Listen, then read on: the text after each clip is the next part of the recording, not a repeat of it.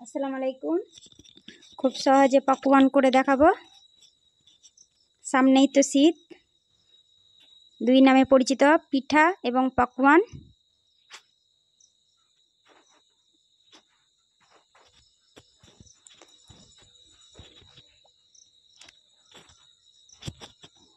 এক বাটি চালের আটা নিয়েছি, আতপ চালের আটা।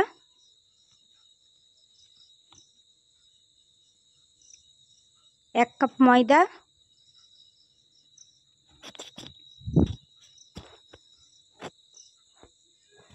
হাফ বাটি চিনি।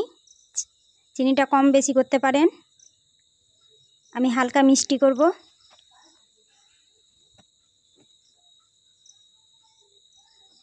সব মিক্স করে নিব।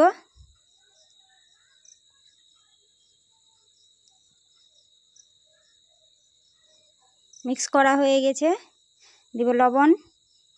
সামান্য পরিমাণে লবণ দিলাম, আবার সব মিক্স করে নিব।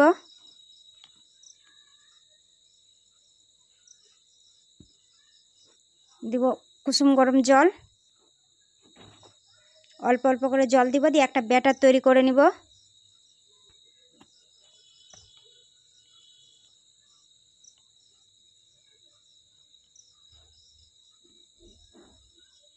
ব্যাটার তৈরি হয়ে গেছে, 5 মিনিট ধরে ফেটিয়ে নিয়েছিলাম। দিব একটা ডিম,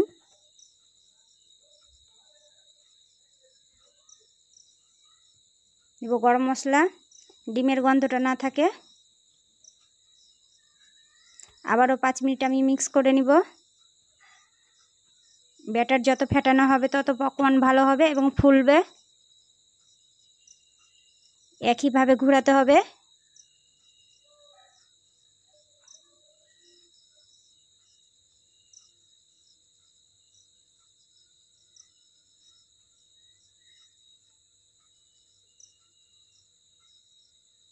দেখেন ফেটানো হয়ে গেছে।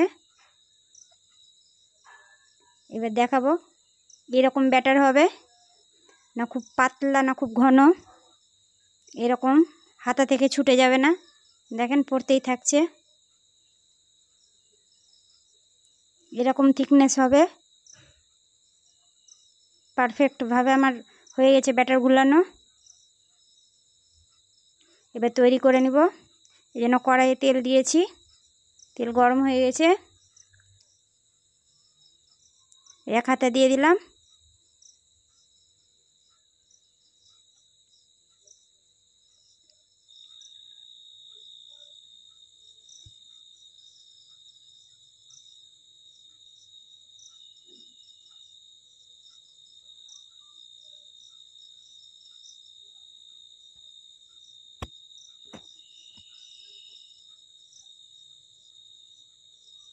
এখন কত সুন্দর ফুলে উঠেছে।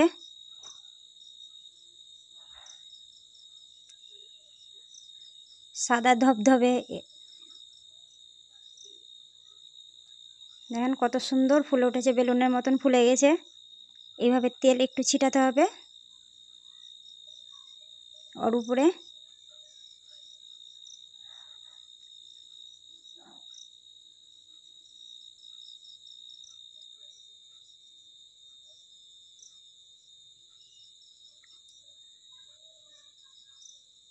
এবার হালকা হাতে একটু উল্টিয়ে দিব।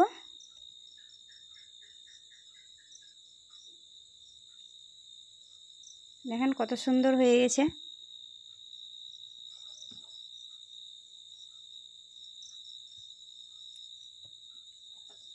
এইভাবে লাল করে আমি সব পিঠাগুলো ভেজে নিব।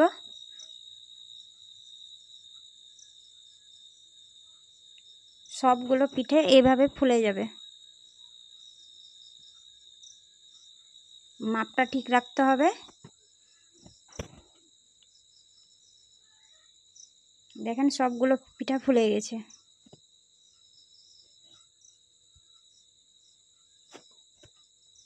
আবার দিব।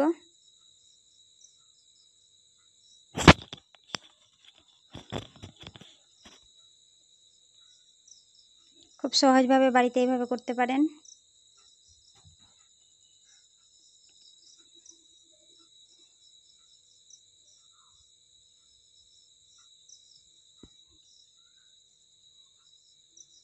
প্রতিটা পিঠাই ফুলে গেছে।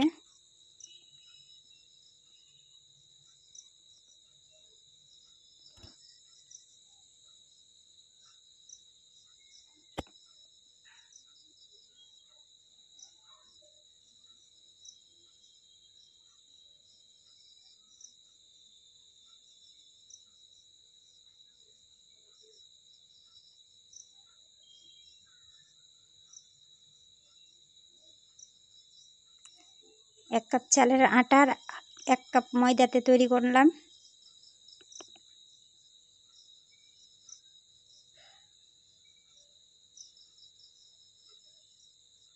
কত সুন্দর সব ফুলে যাচ্ছে।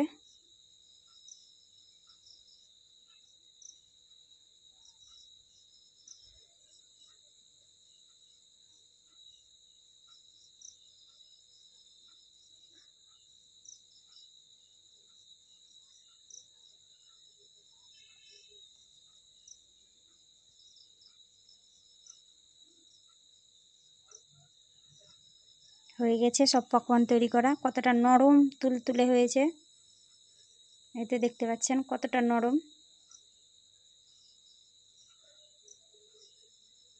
এটা 2 দিন 3 দিন ধরে রাখতে পারেন করে। দেখেন ছিঁড়ে দেখাচ্ছি একটা আমি, দেখেন কতটা নরম, কতটা জালিদার হয়েছে, ভিতরে কাঁচাই নাই, কত সুন্দর হয়েছে।